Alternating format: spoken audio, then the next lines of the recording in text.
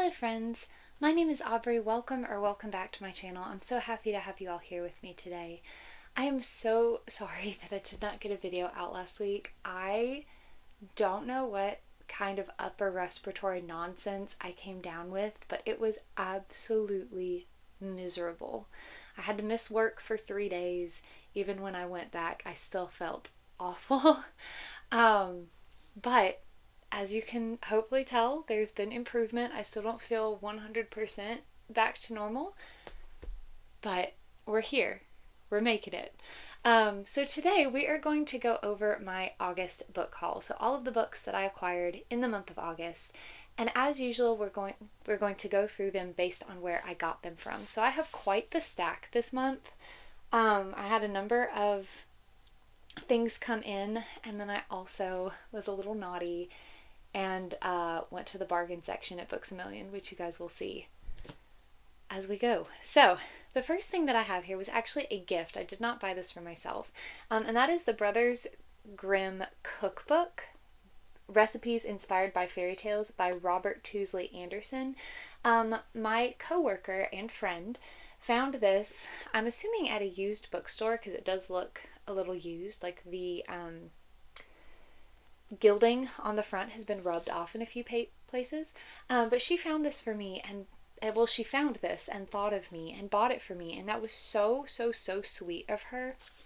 I actually have the two Lord of the Rings cookbooks by the same author that my mom got me for Christmas several years ago, which I just think are incredible. But this one has recipes, as the name implies, inspired by different Grimm Brothers fairy tales, and it has them sorted into like different categories. Like we have Once Upon a Time, Bread and Butter, Crumbs and Nibbles, The Magic Cooking Pot, In a Single Gulp, and Happily Ever Afters, which looks like the dessert section. And there are little like illustrations throughout. There are explanations for some of the like story inspirations. And it just looks so cool. I love themed cookbooks.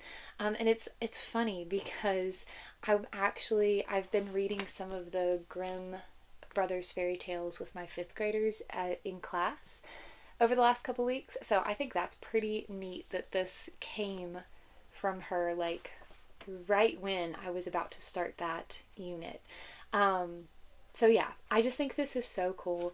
It's got little illustrations, like I said, little descriptions of some of the stories, and like how they have inspired these recipes. So I'm just so grateful. This is such a cool addition to my cookbook collection.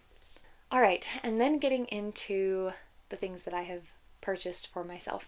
So first we have some Kickstarters that have come in, and the first one is actually Isles of the Emberdark. This is the most recent novel in the Cosmere by Brandon Sanderson, and this is also his most recent secret project. So I did back the Kickstarter for this, and it is just so pretty. It's got this naked, almost leather hardback, and you can see the snake scales on the cover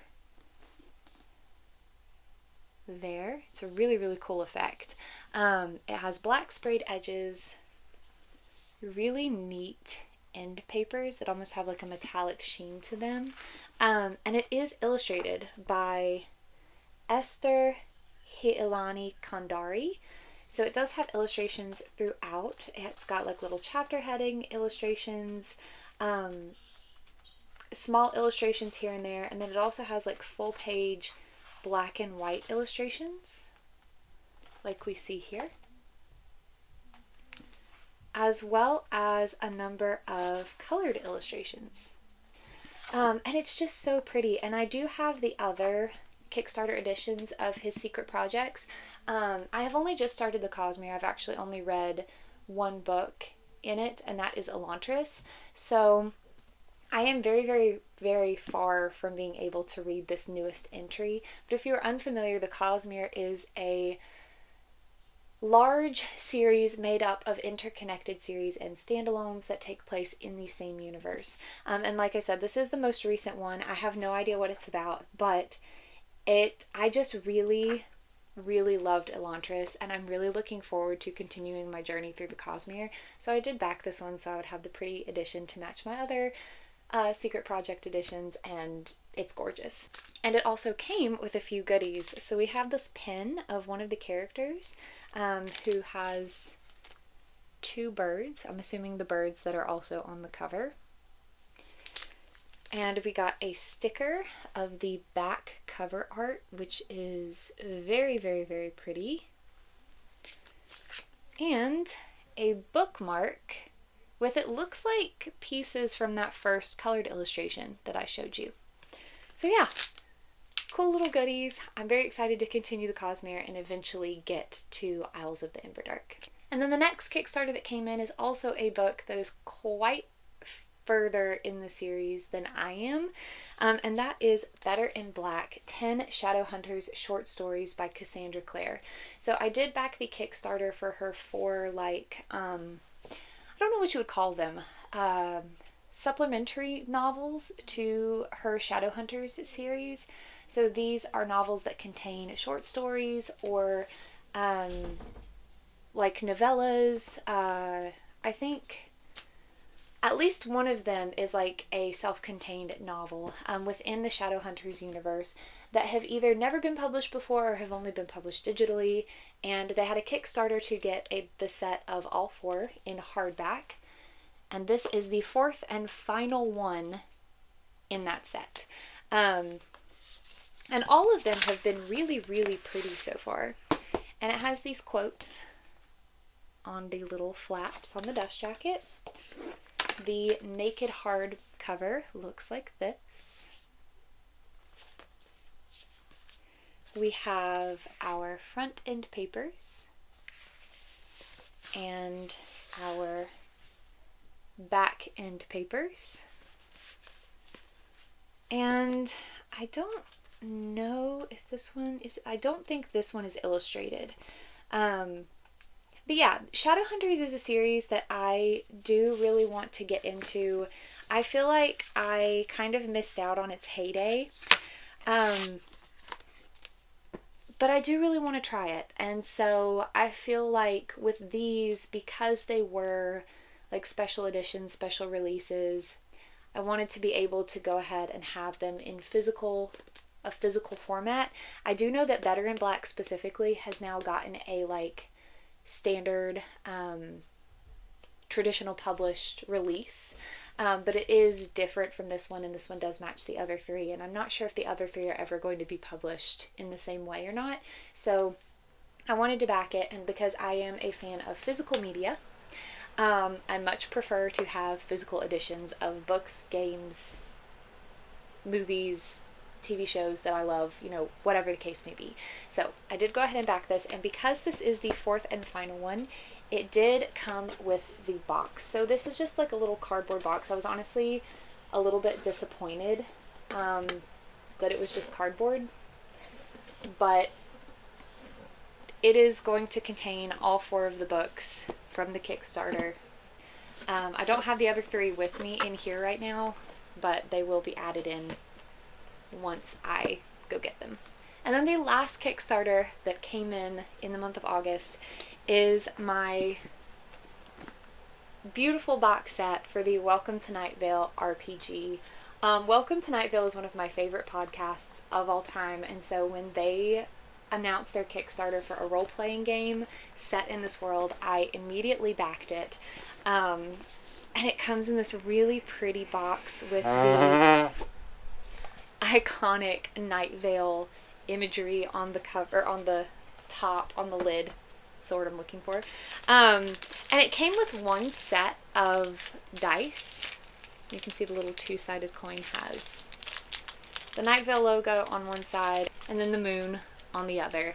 So it came with one set of dice, and then I also, because of the tier I backed, got a second set, this time with an alternate color pattern. So white on purple instead of purple on white. I'm not sure which one was standard and which one was the extra set, but they're very pretty. I'm very excited. We have our little informational sheet, and then we have the books.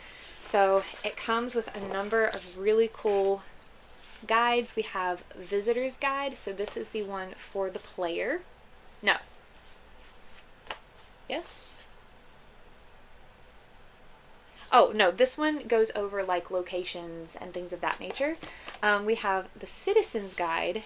This is the one for the player that goes over the rules and all of that. We have Host Guide, which obviously is for the Game Master or Dungeon Master.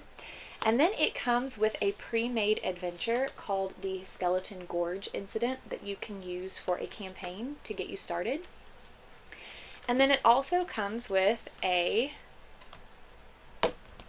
little DM screen that has different rules and like skill throw information and things like that. So that's really neat. And on the other side it has, again, the iconic Night Vale artwork. And then it comes with a number of characters who you can play as. And again, some of these were standard, and then 3 of them, the last 3 that we'll go over, actually came exclusively with the tier I backed. So we have Amir Amadi, Brad, who obviously is a Scorpion, Burkhart Alstone, CJ Navarro, Cormac O'Sullivan, who is a 4-headed dragon. Okay. Deja Taylor Smith, Jen Cruz, Noah Davies, Peg, who is a sentient patch of haze, Sunny Yoon, Tawny D'Angelo, and then the 3 that came with the with my tier are Desmond Florentine, Margaret Briarwood, and Curtis LaCroix.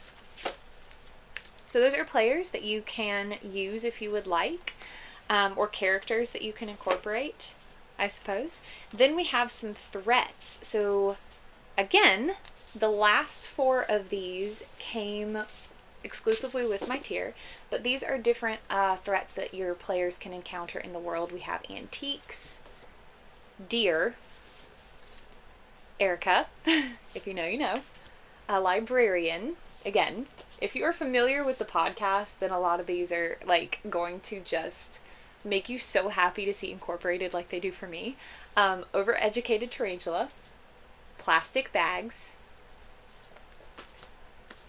pterodactyls, not pteranodons, Radon Canyon coyote, Sheriff's Secret Police in their iconic outfits, Third Wind Aerobics Instructor, and these are the 4 that came with my tier. Conjoined Fowl, The Mighty Glow Cloud, all hail, and Spotted Drake.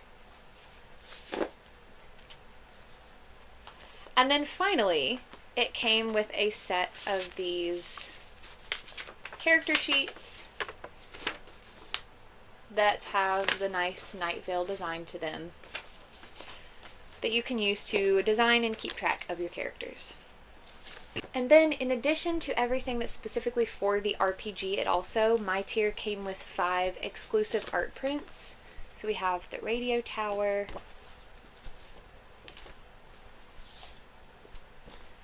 City Hall, back there in the background.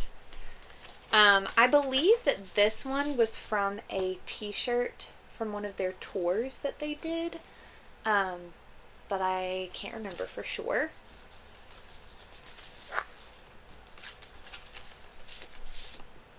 This guy whose name is escaping me at the moment.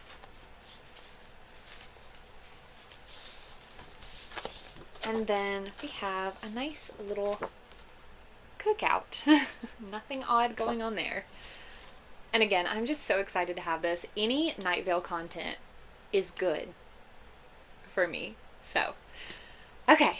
And now moving on to things that I actually, well, I guess things that are just non-Kickstarter.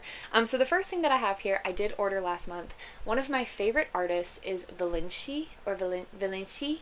Valenci, who is the creator behind Countdown to Countdown, which is a webcomic that I absolutely adore. I am not very far into it because when I started reading it, I did find out that they were going to be doing a physical release, and so far only the first volume of the physical release has come out, but I would prefer to read it physically. So I do have the first volume. I haven't finished it yet. I kind of want to wait till volume 2 is out so I can read them together, but I don't know if I will or not. I have had volume 1 for a while, and the longer it takes for volume 2 to be released, the more nervous I get about it. But I do follow Valenci on Instagram, and I just love their artwork so much, especially their like alternate universe stuff for Countdown to Countdown. And when they announced that they were releasing an art book, I was ecstatic. So as soon as it was up for pre-order, I ordered myself a copy, and it is beautiful. It's beautiful. Here we have Iris and Lilium, the two main characters from Countdown to Countdown. And this is essentially a compilation of their artwork as it relates to Countdown to Countdown, their original concepts for characters and storylines, and then so much of the like alternate universe stuff, which is just so pretty. I'm trying to find like maybe one of my favorite pieces. It also has some like little mini comics and stuff in here. Like here we have like a flower shop and a bakery. AU. It's just so pretty. So beautiful. This one. A masquerade theme. Like their art is just absolutely gorgeous. Oh, this is one of my favorite pieces. This one right here. The Prince and His Knight. It's just so pretty. Right here. I'm sorry that there's like a glare and you can't see the true beauty on the phone. Then we have like a Halloween with like a vampire and a werewolf, and then a merman. AU. I just love the details. I'm so excited to look through this completely. A lot of this art, like I said, I have already seen, but some of it is new to me, and I'm very excited to go through this. It's just so beautiful. It's always a good day when you can get content from one of your favorite artists, you know? Okay, and then I have 3 books from Barnes & Noble. 2 of which were pre-orders, and one of which was kind of an accident, and I will explain when we get there. But the first one that I have is Grandmaster of Demonic Cultivation, or Mo Dao Zushi, the Comic, Volume 10. So this is based off of the novel series by Mo Shang Tongshu, and is being adapted into a manhwa, or like Chinese manga, by Luo Di Chengqiu. So I have been collecting these as they are released. I just kind of pre-order them. And I have read the novel series. I very, very much enjoyed it. I absolutely love the live action show that was inspired by this series called The Untamed. It's one of my favorite shows of all time. I actually watched that first before I ever knew it was inspired by books.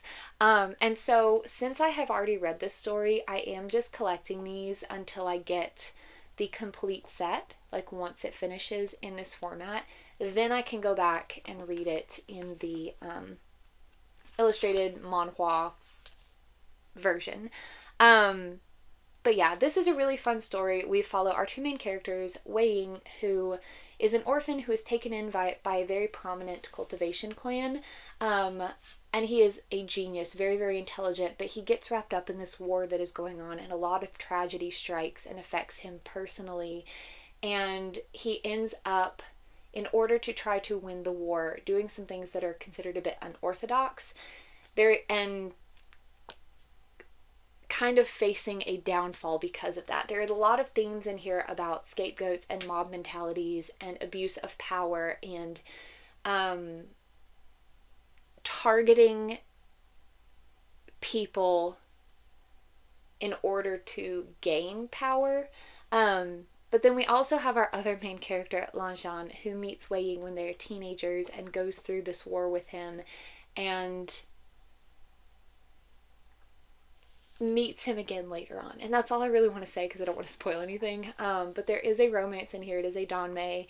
And it's such a good story. I highly recommend The Untamed. I think it is a fantastic show. The effects are really cheesy, but the character development, the emotional toll that the show takes on you, and then the way it builds you back up is just incredible.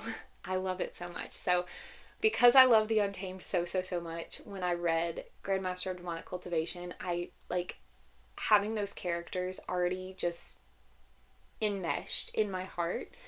I just have to have everything now that has them. So I am collecting these as they are being released. I do really also enjoy the story. That they are different. The Untamed and Grandmaster of Demonic Cultivation are different in a number of different ways, but the basic premise, the basic like focus on these characters is the same. And so I love it. But I am collecting these as they come out. Volume 10 is the most recent release, and it did come out last month.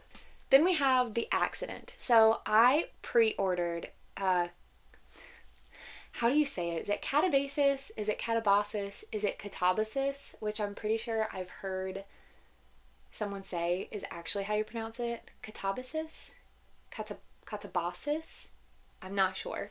But I pre-ordered it, the deluxe limited edition, for my brother's girlfriend because they knew that they were going to be in the process of moving when it was going to come out.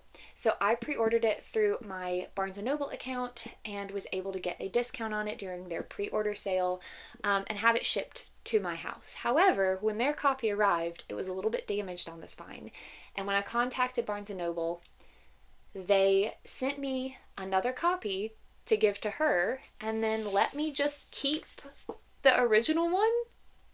That's crazy to me. So anyway, I have a copy of this now. This is Catabasis, Catabasis, I'm not sure, by R.F. Kuang, the deluxe limited edition. It's very, very, very pretty. We have these incredible sprayed edges on it,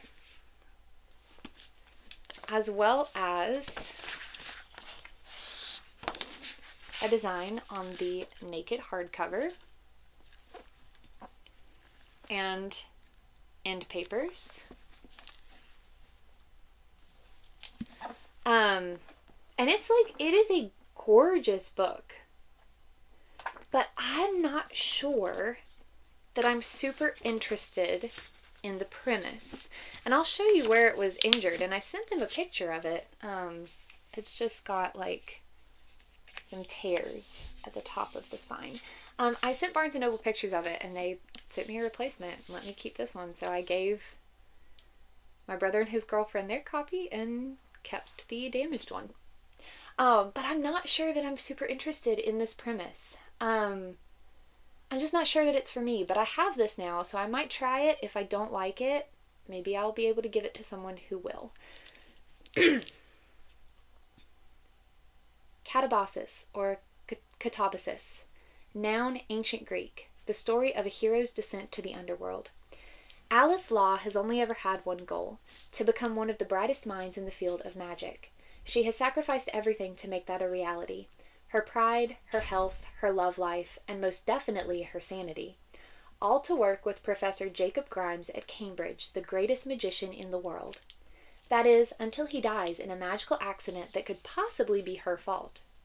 Grimes is now in hell, and she's going in after him, because his recommendation is the key to her future, and he could hold her dreams in his now incorporeal hands. Unfortunately, her rival, Peter Murdoch, has come to the very same conclusion. With nothing but the records of Orpheus and Dante to guide them, bundles of chalk to draw the pentagrams necessary for their spells, and the burning desire to make all the academic trauma mean anything, they set off across hell to save a man they don't even like. But hell is not like the storybooks say. Magic isn't always the answer, and there's something in Alice and Peter's past that could forge them into the perfect allies, or lead to their doom. So, I mean, it sounds intriguing as far as like the academic aspects. Sorry, my phone is dying. As far as the academic parts go, but I'm just not sure that this is really going to be my thing. So I don't know. We'll see. But it is very cool that I got to keep the copy for free. So. And then the last book that I got from Barnes & Noble was again a pre-order, and this is a book that I have the first book in the series that I actually got myself a copy when I bought one for my baby cousin, who is now 2 and has a baby brother of his own. And so I actually, when I heard there was going to be a sequel, I ordered myself a copy again when I ordered them a copy that I will be giving to them as part of their Christmas present. And that is The Little Ghost Quilt's Winter Surprise. This is by Real Nason and illustrated by Byron Eggenschweiler. And this is the second book in the Little Ghost Quilt series, or the Little Ghost series.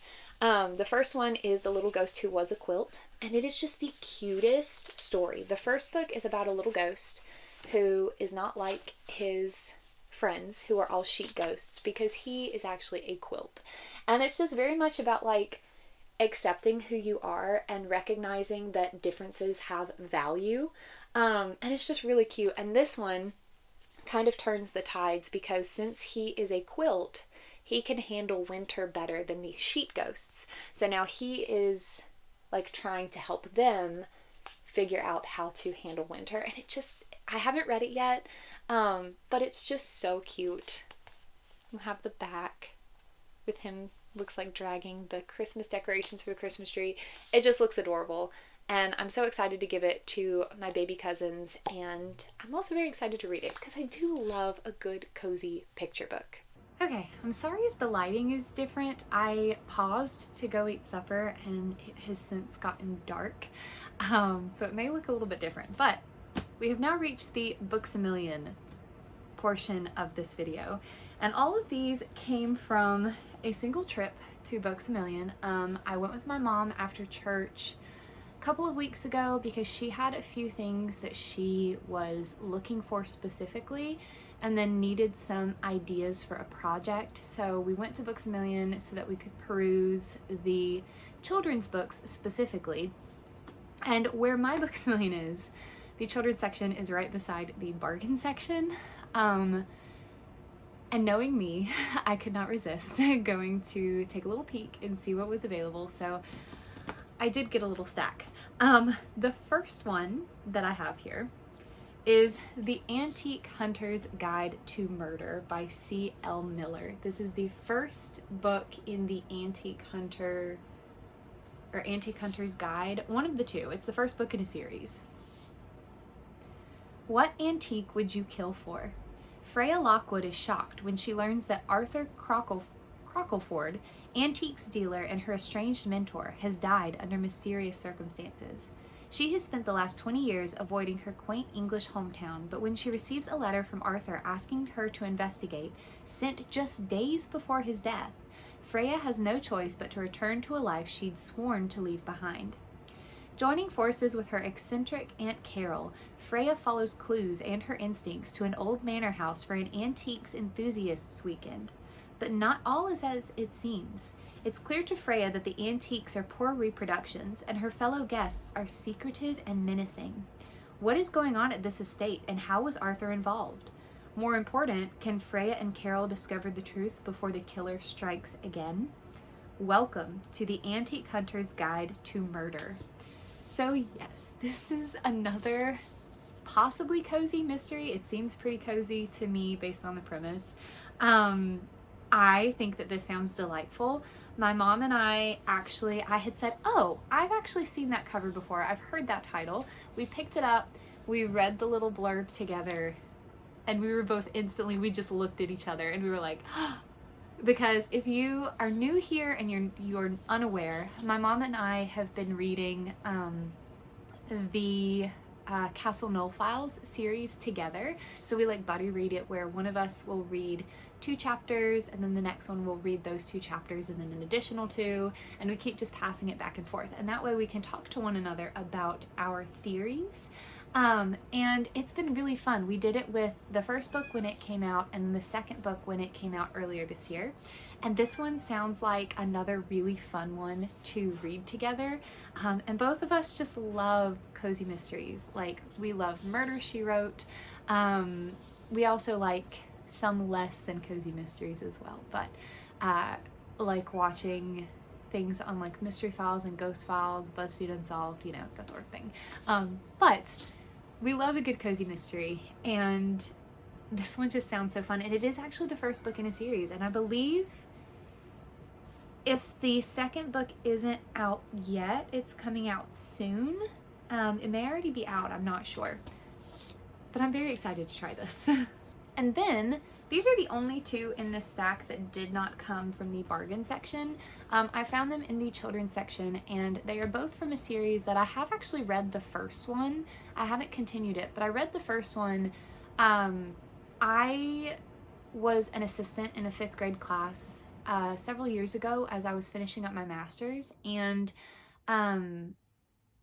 I was like in charge of teaching the lower level English and math, but I wasn't like making the plans. The lead teacher was, and then I just implemented them and, you know, let her know what they needed to work more on, that sort of thing. But we had fun reads that we would read for a few minutes every day before lunch, and this first book in the series was actually one of them. And I just thought it was super fun. It's a nice like middle grade series that has like political intrigue. It is very over dramatic, but I remember reading it to my class, and I got to a certain point and I was just like, I stopped reading and I was like, oh, no way. And my kids just freaked out and were like, what is it? What is it? So I thought it would be fun to get the first book since I didn't own it.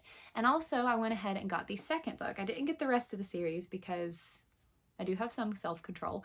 So I'm going to start here and just reread the first one and read the second, and maybe see if this is something that I want to do, because I'm doing a fun read with my homeroom 5th grade class this year, where in the mornings before they go to specials and I have my planning period, we read out of our fun read. So I thought it might be fun to see if maybe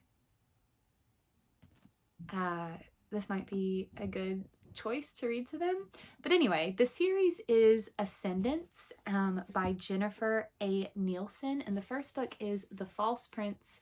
The second book is The Runaway King.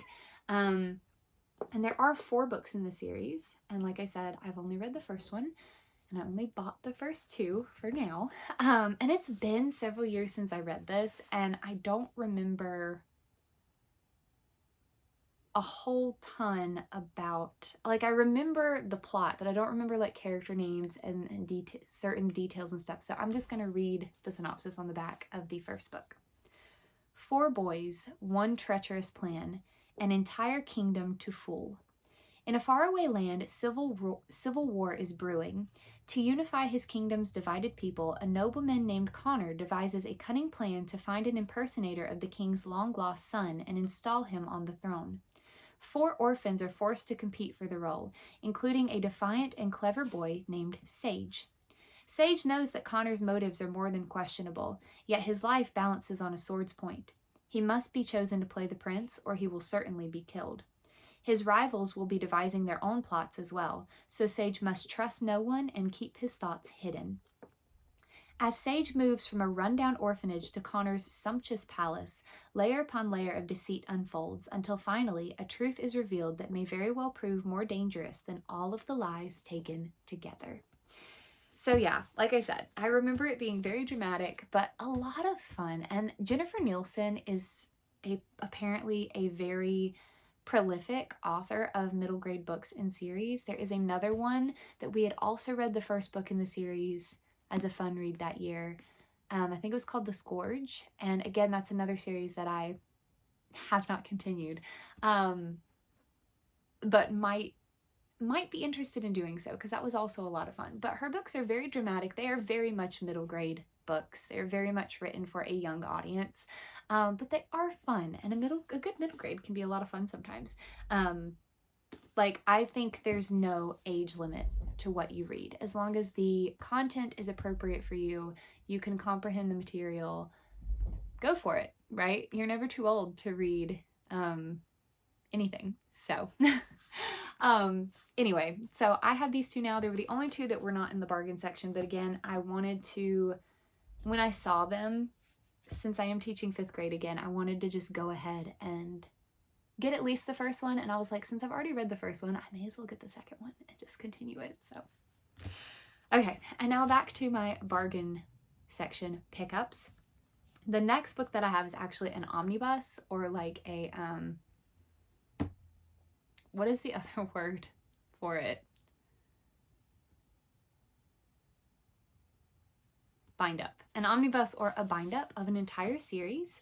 So this is The Collected Adventures of Bannon and Claire by Lilith St. Crow. So this collects the entire Bannon and Claire series. It does have 4 books, 3 of which make up the main series, and then the last one, which was, I think, only ever published online originally. So yes, we have the Iron Worm Affair, the Red Plague Affair, and the Ripper Affair, which are the main series, and then the Damnation Affair, which is the, I'm not sure if it's a novella or a full-length novel, but was like a side story that I think originally was only published in ebook format, but has been added to this omnibus. And again, I just saw the cover, was instantly intrigued, read the synopsis, and then had to buy it. So it's a very, very short little blurb on the back. Emma Bannon, forensic sorceress in the service of the Empire, has a mission: to protect Archibald Clare, a failed, unregistered Mentat. His skills of deduction are legendary, and her own sorcery is not inconsiderable. But a deadly conspiracy against Mentats and sorcerers alike could either seduce them into betraying their queen or get them both killed. So, if you've been around for a while on the channel, you may be aware that I am a big fan of Sherlockian stories. I love Sherlock Holmes and Dr. Watson, and I love a number of stories that have those Sherlockian elements to them and characters that are clearly inspired by Sherlock Holmes and John Watson, and that seems to be what we have here with some magic. So this sounds delightful. It sounds right up my alley. It's going to have mystery in it, which I absolutely adore. Sounds like it's going to have some political intrigue, which also have a great time with. Plus those Holmesian, Sherlockian characters. Like, I was sold. So I had to grab this one. And even though I'm not like a huge fan of omnibuses, I much prefer to have the individual volumes. This one, because it does contain that extra book that was never published by itself physically, I am happy that they at least included it in this one, so that way I can have like all the content in a physical format. Okay. Then I have book 3 in a series, which is Ink Death, and this is the third and final book in Ink Spell by Cornelia Funk. Ink Spell is a series that I have never read, but I found the second book, which is Ink Heart, I think, at a used bookstore, like the first edition hardcover at a used bookstore. Oh no, Ink Heart is the first book. Okay, so the series is Ink Heart. So I found Ink Spell, book 2. And I was ecstatic because if I'm going to have the series, I would love to have the beautiful hardcovers with the original cover art. I just think that they are gorgeous. I mean, look at that. And the spines are so pretty. So I was so excited, and I have just been kind of waiting to get the first and third books in the same format. So this first American edition from 2008 in the bargain section. And to be honest, I'm not really sure what this series is about. I think there's something about characters being able to travel into a book. But that's really all I know. But that's okay, because I'm just so excited. I'm so excited to read this. Now I just need to get Ink Heart. I need to find a copy of Ink Heart to match these two, and then I'll finally be able to read the series. Then I got a book that I have seen in the bargain section at Books A Million like every time I have gone there for the last few years, and which honestly isn't that much. I don't tend to go to the mall very often, but every time that I have for the last few years, so it is a very big span of time, I have seen this in the bargain section, and I've been intrigued every single time, and finally I decided to grab a copy, and that is Lanny by Max Porter. There's a village an hour from London. It's no different from many others today. One pub, one church, red brick cottages, some public housing, and a few larger houses dotted about. Voices rise up, as they might anywhere, speaking of loving and needing and working and dying and walking the dogs. This village belongs to the people who live in it, to the land and to the land's past. It also belongs to dead Papa Toothwort, a mythical figure that schoolchildren used to draw as green and leafy, choked by tendrils growing out of his mouth, who awakens after a glorious nap. He is listening to this 21st century village, to its symphony of talk, drunken confessions, gossip traded on the street corner, fretful conversations in living rooms. He is listening intently for a mischievous, ethereal boy whose parents have recently made the village their home. Lanny. So yeah, this just seems interesting. I'm not really sure what to expect, but it is a very, very short book. I really like the cover on it, and I'm really hoping it's going to have some sort of environmental commentary or theme or something in it. I suppose we'll see, but I am glad that I have finally gotten a copy for myself and that I can read this. I'll probably save it for like next summer because it just for some reason gives me summery vibes. Or maybe fall. I mean, it could be a good fall book. I don't know. I'll have to think about it. But yes, I am very excited to finally have this just because I have been thinking about it for so long. Every time I go into Books A Million now, I think about that book and I go to the bargain section and then there it is. And so now I finally have a copy. And the last book that I got from Books A Million and the last one from the bargain section, this was only like $2 or $3, I think, is The 12 Days of Christmas Cats by Dawn Daly. It is exactly what it sounds like. It is the song, The 12 Days of Christmas, except with cats. The artwork is so pretty. Like, y'all. It's so pretty. It's so cute. I love cats so much. And so I had to get this. I just had to. I love Christmas. I love Christmas carols. I love cats. I love picture books. Like, this is literally, I think, created specifically for me. Okay, then I also had the most recent, well, I guess not the most recent because people are getting the one from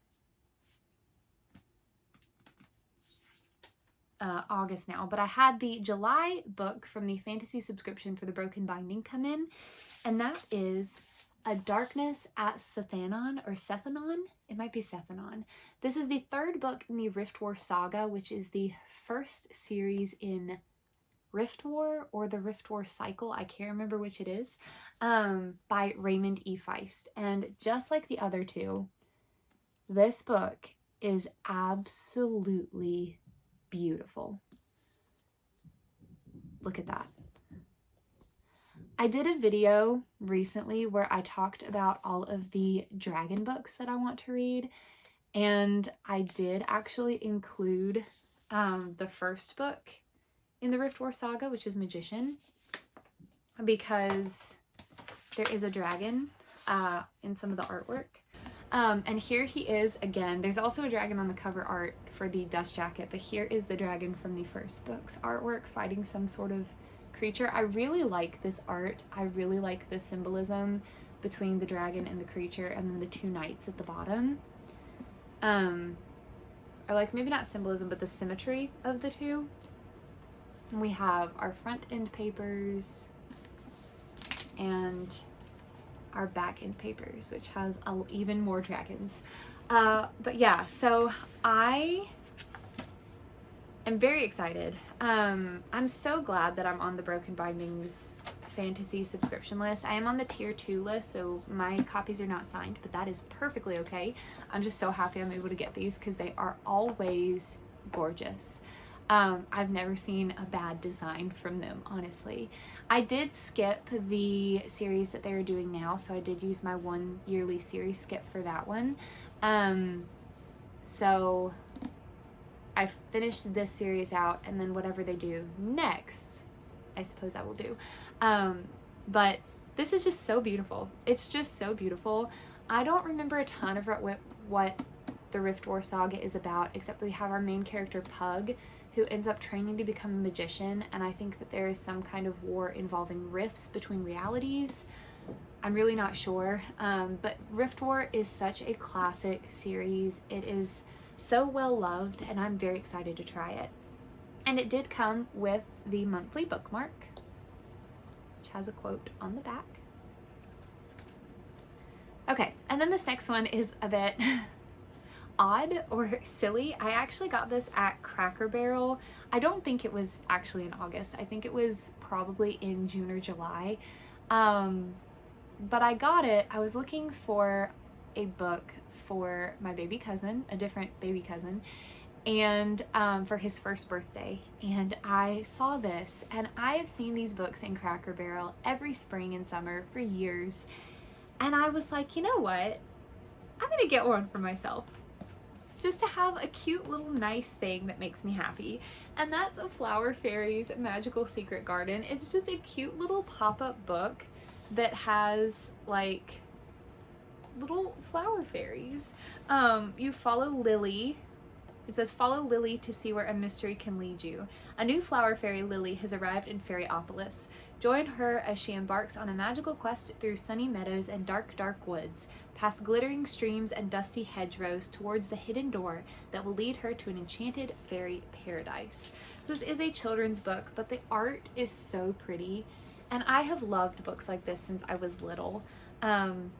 Just books with beautiful art and cute little fairies and magical creatures, and it's just gorgeous. So like, it's got a story and it's got little pop-ups in it, and the artwork is just so lovely. And honestly, I'm really happy I bought it because it just makes me happy to look at, and it reminds me of when I was little and, you know, looking at books like this,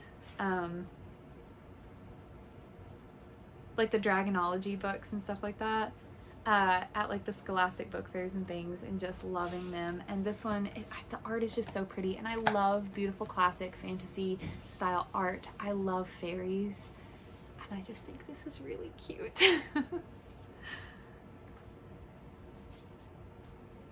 Okay, and then I have a couple of books from Fairy Loot. So I had some pre-orders come in from them.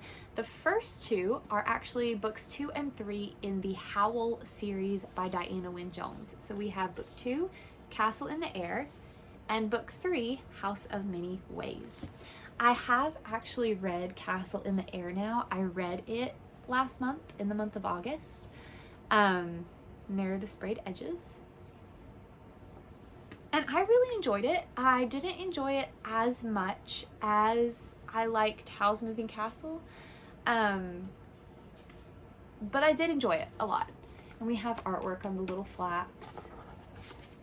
And then the end papers and the genie on the back. And then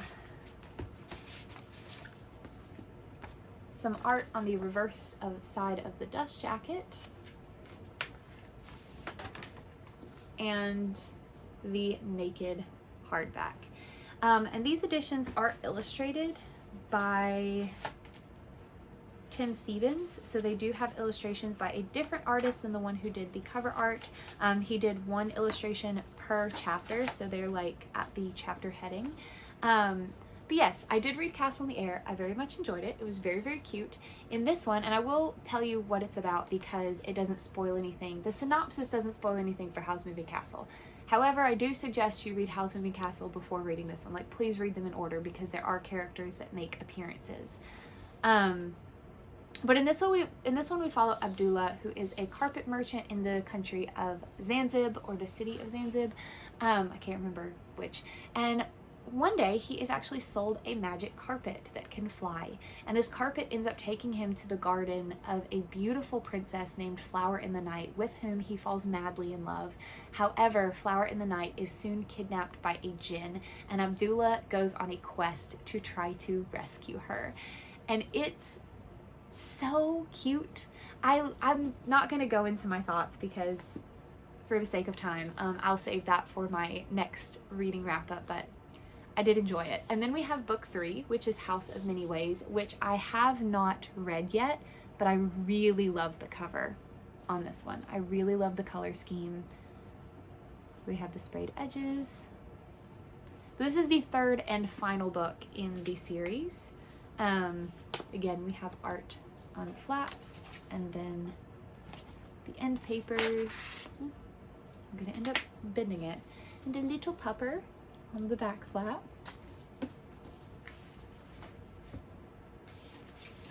And then the reverse dust jacket art. And the naked hardback.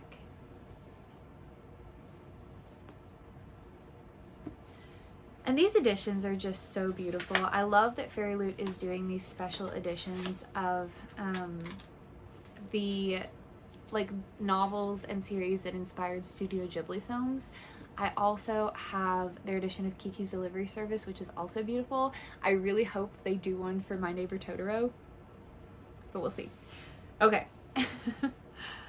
All right, I am gonna read the synopsis, but I'm not gonna read the very last 2 sentences because they spoil something. Chairman Baker is in over her head. Looking after Great Uncle William's tiny cottage should have been easy, but he is the royal wizard Norland, whose house bends space and time.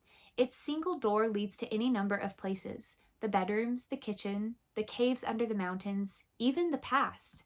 In no time at all, Charmaine. Charmaine becomes involved with a magical stray dog, a muddled apprentice wizard, and a box of the king's most treasured documents, as well as irritating a clan of small blue creatures. Caught up in an intense royal search, she meets someone, and that's where I'm going to leave it. It doesn't spoil anything like for this story, but it does spoil something for Howl's Moving Castle. So again, I suggest that you read those together, but these look so pretty together, and they're going to look so pretty with my matching edition of Howl's Moving Castle. I just need to read House of Many Ways so that they can all be together. And then the other book that I got in from Fairy Loot is The Listeners by Maggie Stiefvater. This is her most recent novel, and it is her adult novel that she has just written. We have the sprayed edges.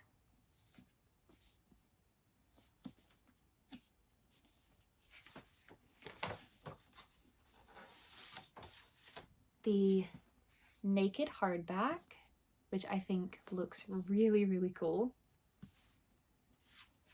Our front end papers. I really like the art style on these. I just think they look really nice.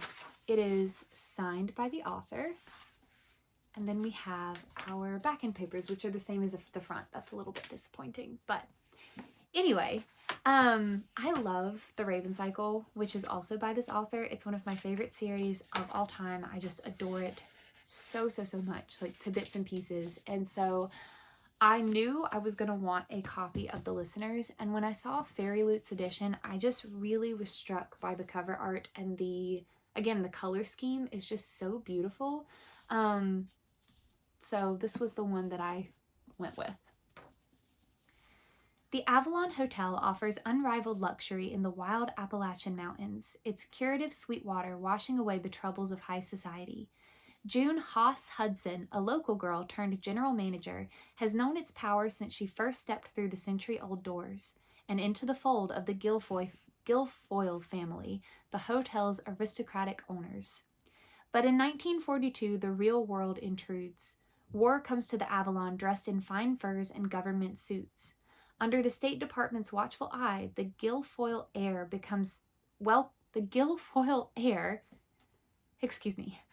welcomes 300 enemy diplomats and Nazi sympathizers, and June must play host. As dark alliances and unexpected desires crack the Avalon's polished veneer, not every guest is who they seem. Not least Agent Tucker Minnick, listening for secrets through the hotel walls, whose coal tattoo threatens to betray his past and undo June. And more troubling is the secret she has guarded for years, that the mountain waters can harm as much as heal. So first of all, I love that this takes place in Appalachia. I live in a state in which, or I live in North Carolina, so I am very familiar with the Appalachian Mountains, with Appalachia in general. It is a culture that is very near and dear to my heart, and a place that is very near and dear to my heart. So I love that this takes place there. I also am very interested by the setting, like the time period, as well as the location, because, you know, the 1940s with Nazi sympathizers and enemy diplomats, I just think that this is going to maybe have a lot to say about politics. And plus, it sounds like there might be some romance in here. I'm not sure, or at least like some kind of the past is coming back to haunt our main character. I don't know, but I'm very excited for this one, and I think the Fairy Loot edition is just gorgeous. All right, 2 books left. Next, I got in a pre-order from Fox and Wit that I've been waiting on for quite a while, and that is the Terrace Tactics. This is the second book, in the Terrace Threat, I think is what the series is called, by Lucien Burr. And this is their exclusive edition of it that I had pre-ordered a while ago because I pre-ordered the first book in the series from them because I really liked the cover art, and so I wanted it to match. So we have the naked hardback, and we have, ooh, pages are kind of stuck together. We have the front end papers.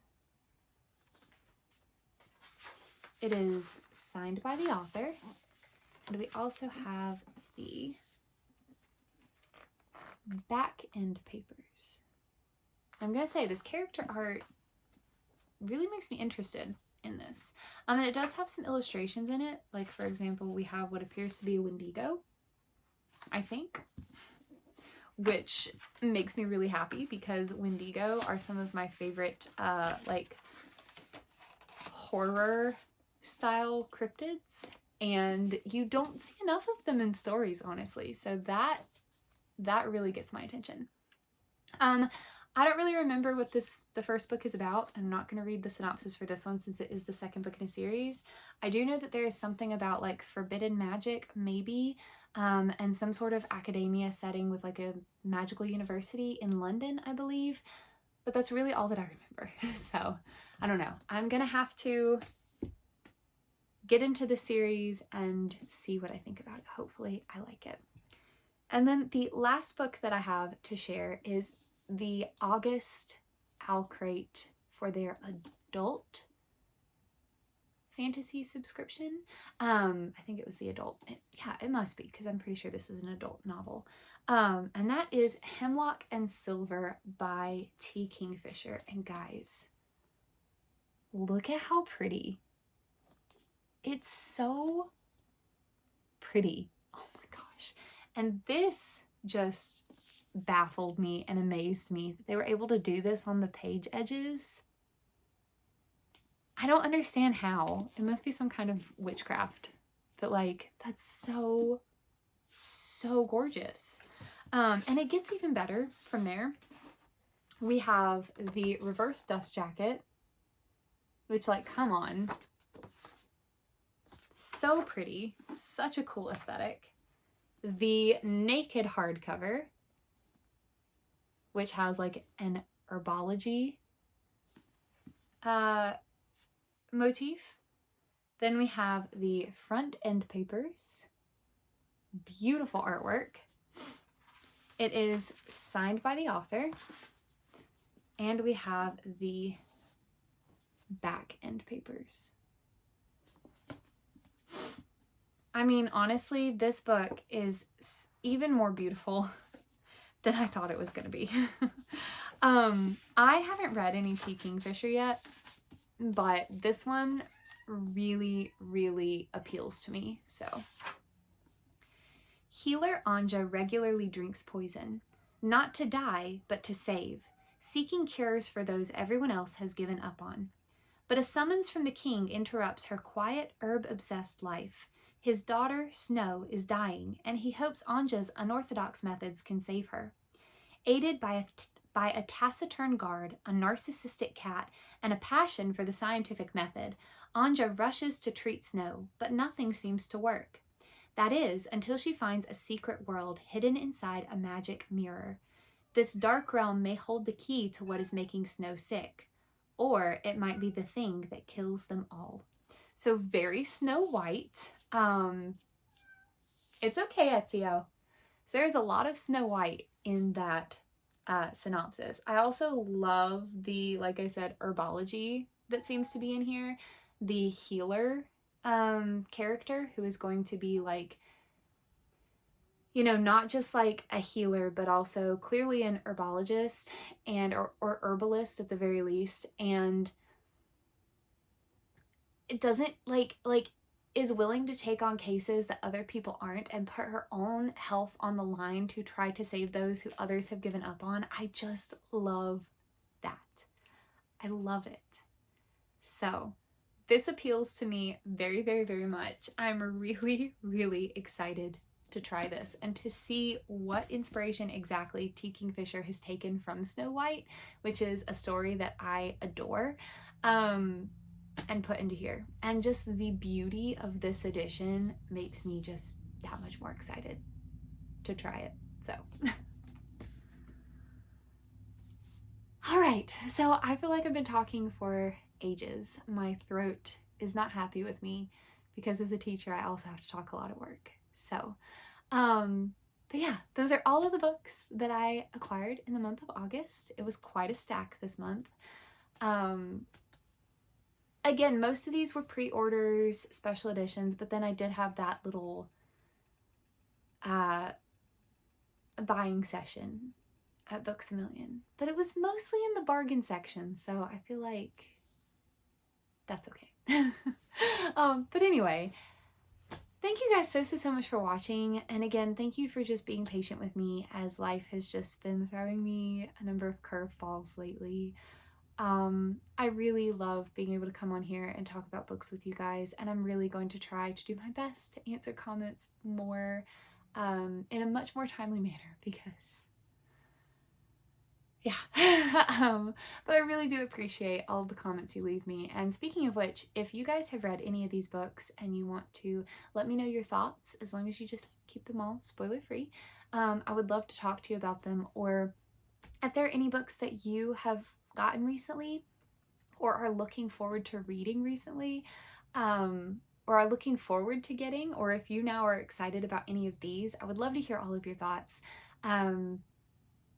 If you want to leave an emoji, let's do an apple emoji in honor of Hemlock and Silver and the apples that keep cropping up, like on the end paper and back here.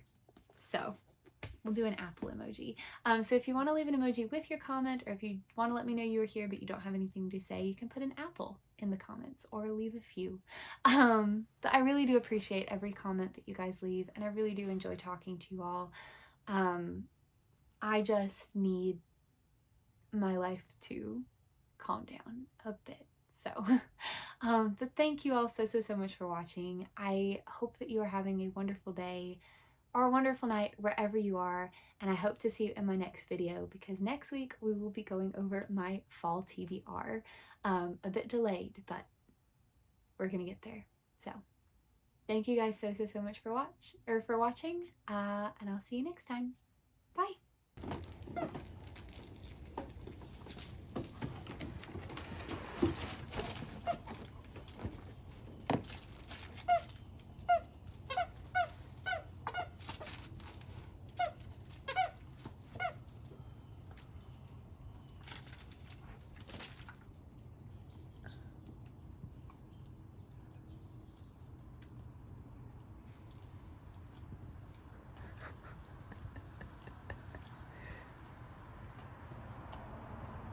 Zella?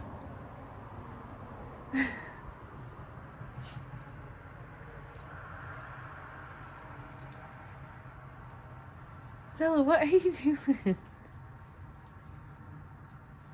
Alright, I'm coming.